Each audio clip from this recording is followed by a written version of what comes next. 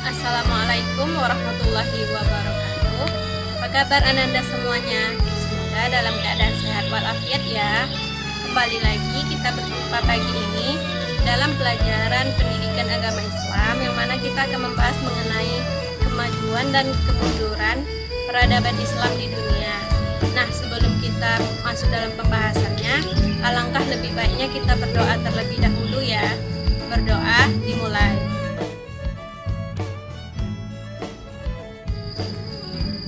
Berdoa selesai. Baiklah, langsung saja kita masuk ke dalam materinya yang ada di dalam video berikut ini.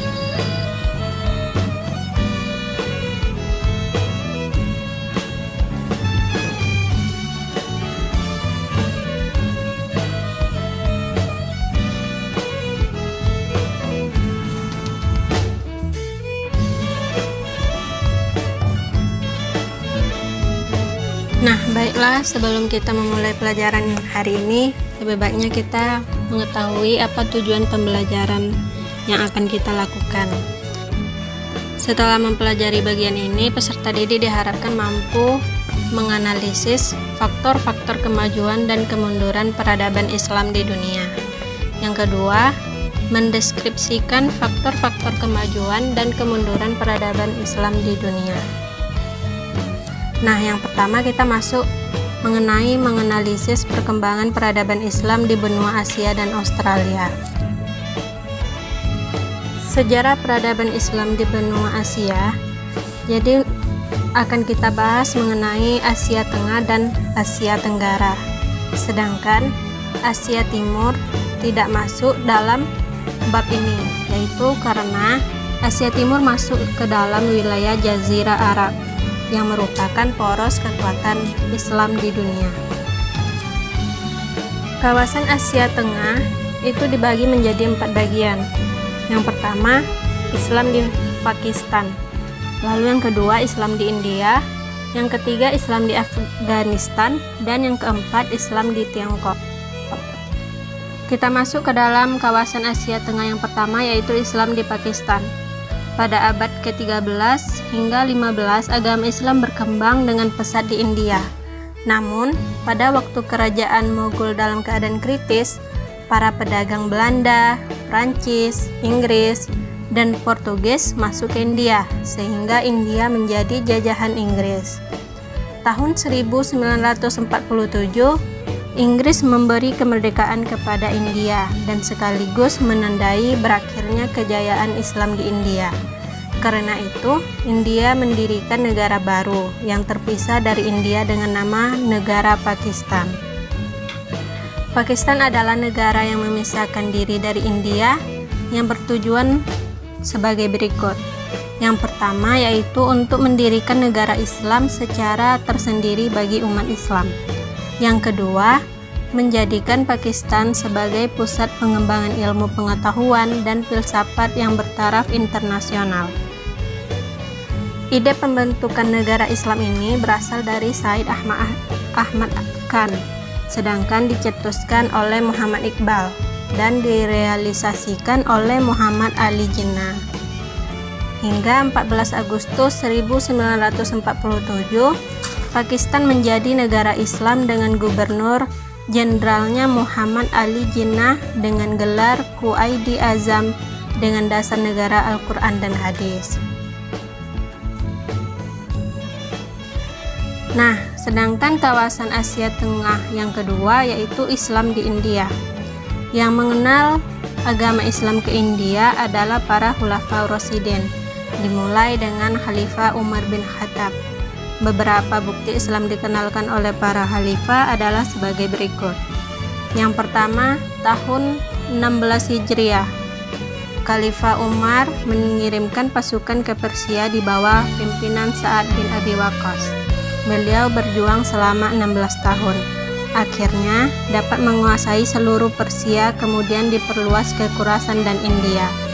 Yang kedua, pada masa Khalifah Utsman bin Affan, dikirim Hakim bin Jabbal ke India untuk mengenal negeri India lebih luas.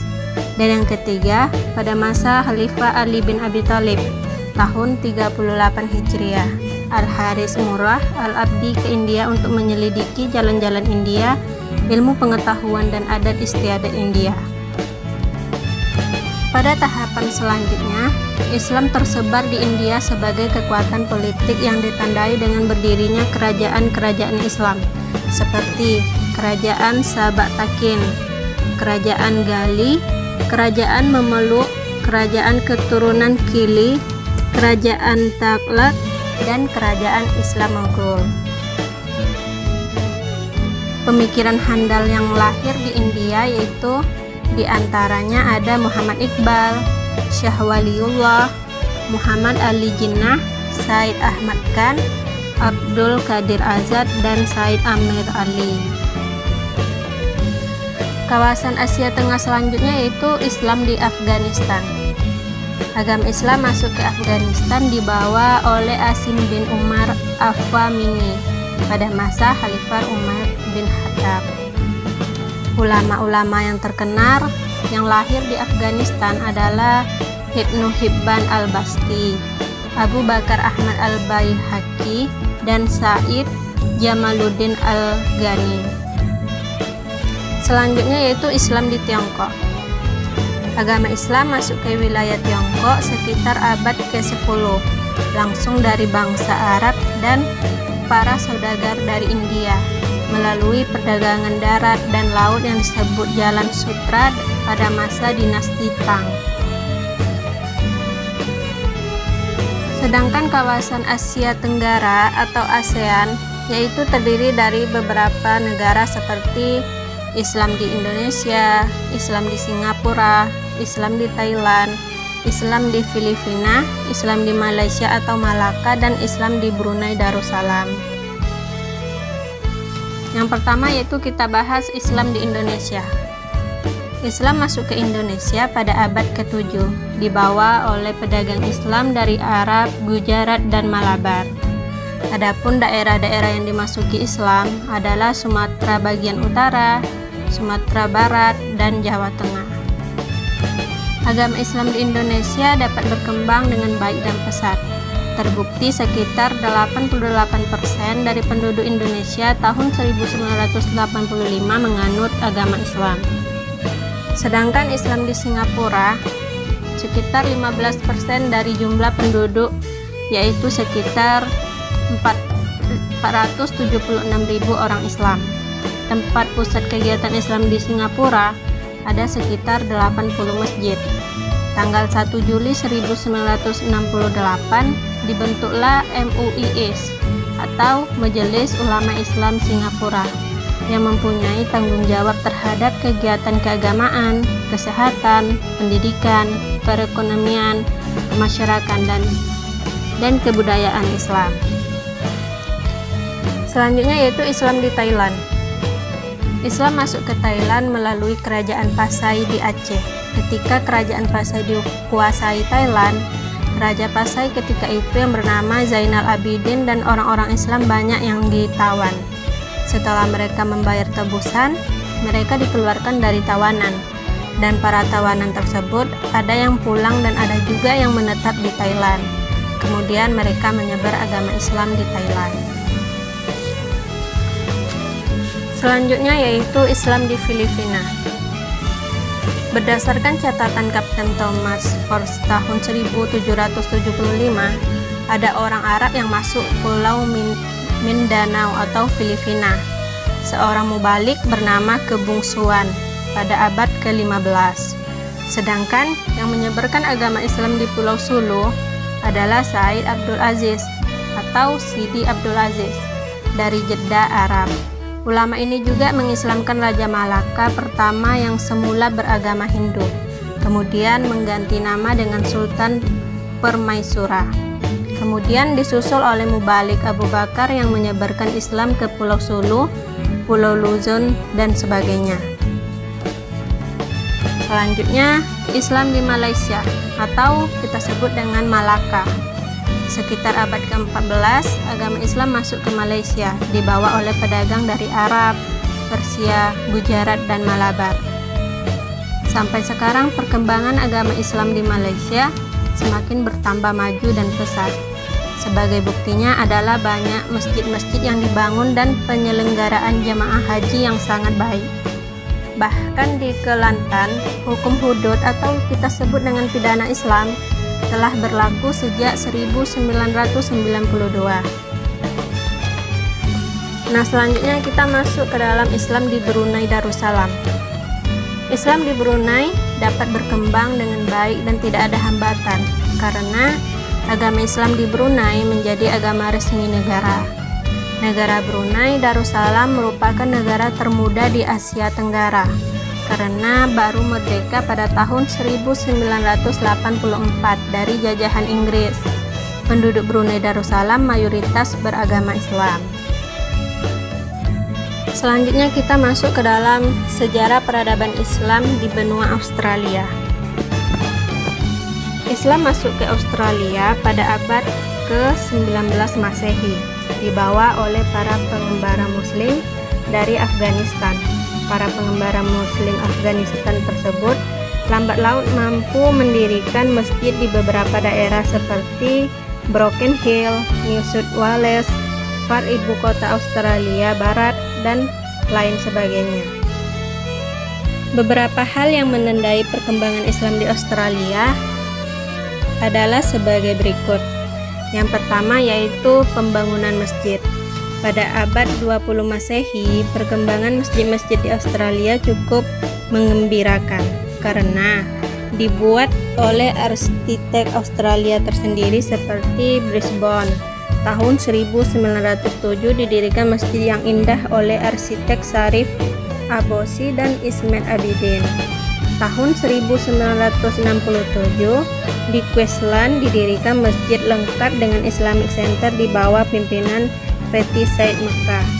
Tahun 1970 di Marebat diresmikan masjid yang mampu menampung 300 jamaah dengan Imam Haji Abdul Latif.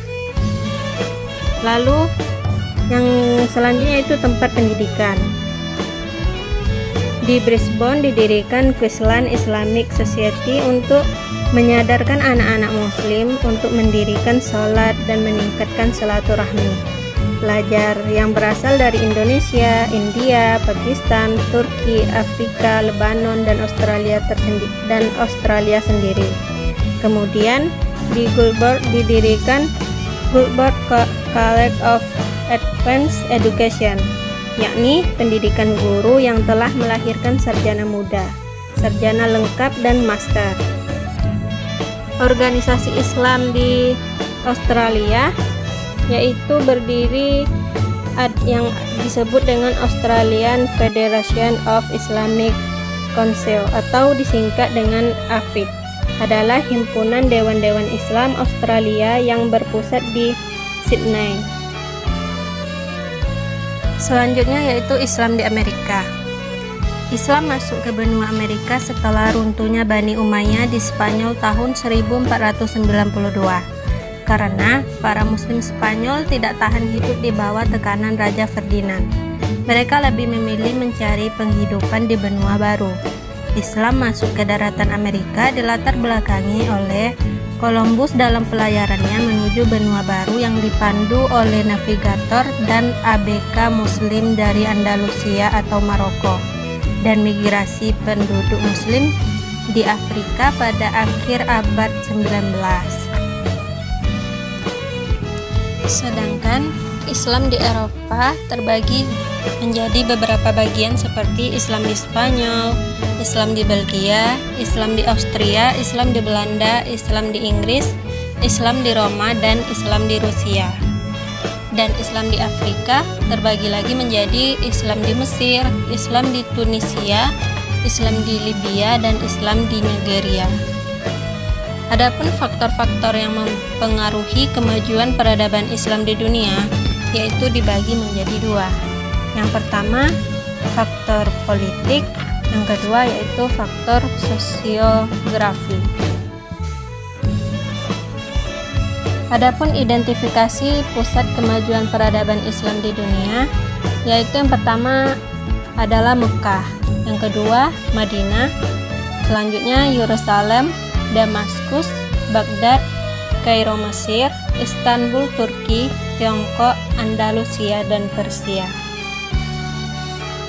Adapun faktor-faktor yang mempengaruhi kemunduran peradaban Islam di dunia, yaitu yang pertama adalah umat Islam tidak mempraktikkan ajaran Islam sesuai Al-Quran dan hadis. Padahal sudah jelas pesan Nabi Muhammad yang beliau sampaikan ketika melaksanakan haji wada di Padang Arafah, yang artinya Abu Hurairah berkata, Rasulullah bersabda, telah kutinggalkan kepada kalian dua perkara. Kalian tidak akan tersesat karena dua hal tersebut, yaitu Al-Quran dan hadis. Keduanya tidak akan pernah terpisahkan hingga mendatangiku nanti di telaga Haud atau surga. Hadis riwayat Hakim. Yang kedua yaitu umat Islam tidak bersatu dan mudah terpecah belah. Perkara ini sudah Allah ingatkan dalam Quran surah Ali Imran ayat 103 agar umat Islam senantiasa berpegang teguh kepada tali agama Allah dan jangan mudah bercerai-berai. Faktor yang ketiga yaitu umat Islam terlalu cinta dunia dan takut mati. Yang keempat, hilangnya semangat jihad, yaitu kesungguhan untuk berjuang di jalan Allah, untuk melawan kebodohan, kemiskinan, kemaksiatan, dan keterbelakangan. Selanjutnya yaitu umat Islam kurang mandiri dalam bidang ekonomi. Dan faktor terakhir, umat Islam tidak pandai menentukan prioritas. Artinya, banyak kalangan muslim yang kurang tertib dan disiplin. Sebagai generasi muslim yang masih muda, sudah seharusnya untuk meninggalkan hal-hal yang tidak penting dan bermanfaat. Gunakan waktu sebaik mungkin untuk mencari dan mendalami ilmu pengetahuan, sehingga regenerasi ilmuwan, cendekiawan, dan ulama tetap terjaga. Nah, apa hikmah mempelajari kemajuan dan kemunduran peradaban Islam di dunia? Yang pertama yaitu untuk menunjukkan bahwa ajaran Islam adalah ajaran yang paling tinggi. Yang kedua, untuk menambah keyakinan bahwa Al-Quran dan hadis sebagai kunci dan sumber kebahagiaan. Selanjutnya, untuk menambah pengertian bahwa para khalifah di masanya selalu berpegang teguh kepada Al-Quran dan hadis dalam mengendalikan tahta kekhalifahan. Dan yang terakhir yaitu untuk menambah keyakinan bahwa iman dan takwa menjadi kunci kemakmuran. Nah, bagaimana Ananda sekalian? Apakah materinya dapat dipahami? Semoga dapat dipahami dengan baik ya. Untuk tugas selanjutnya, silakan Ananda catat kesimpulan pendek versi Ananda masing-masing dan akan dikumpulkan di lain waktu. Baiklah, cukup sekian dulu pertemuan kita pagi ini. Kita tutup dengan bacaan hamdalah. Alhamdulillahirabbil alamin. Mohon maaf jika ibu ada salah. Wabillahi taufiq wal hidayah. Assalamualaikum warahmatullahi wabarakatuh.